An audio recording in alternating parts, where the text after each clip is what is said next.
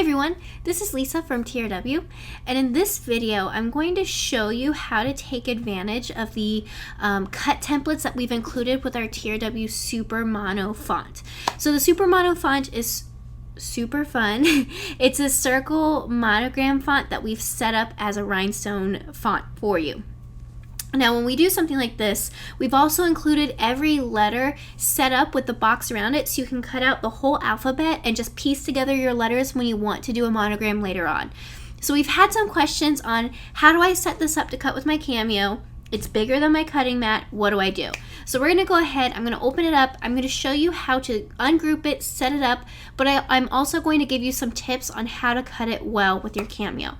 So if you want to learn more how to use this font, go ahead and keep on watching.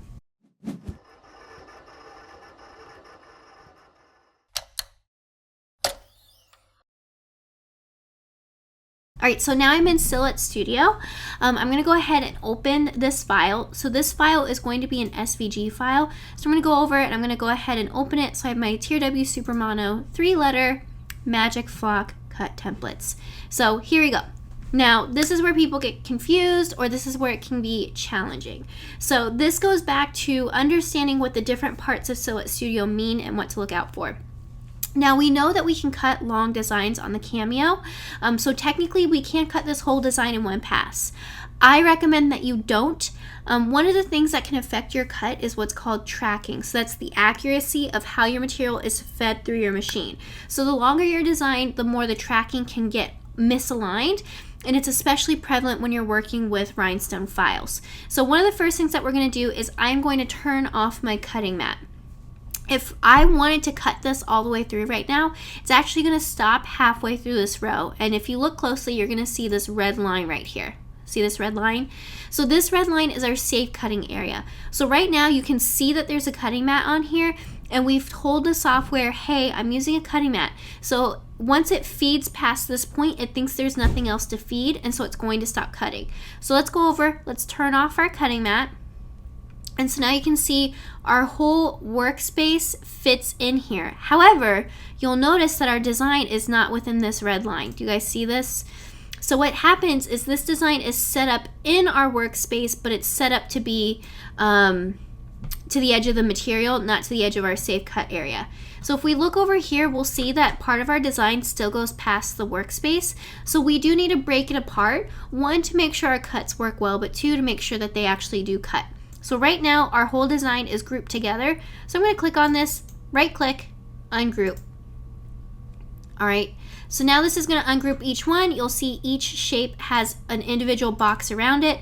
So what I'm going to do is I'm just going to take some of these, move it apart, and kind of break it apart, move it over there.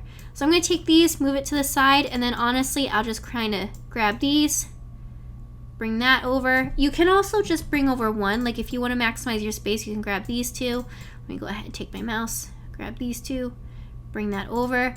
And now you have a little bit of extra space. You want to make sure that these boxes cut because this is what you use to align them with. So I'm just going to make sure these go in the middle of my work area. So let's go ahead and do that. And then we'll go ahead, grab these little guys, bring that over. And you can see it gets kind of close. So we're going to go ahead and do that. And honestly, it doesn't matter if you cut them out of order. You're going to be aligning these with other shapes. So something like this, I'm going to move this out of the way.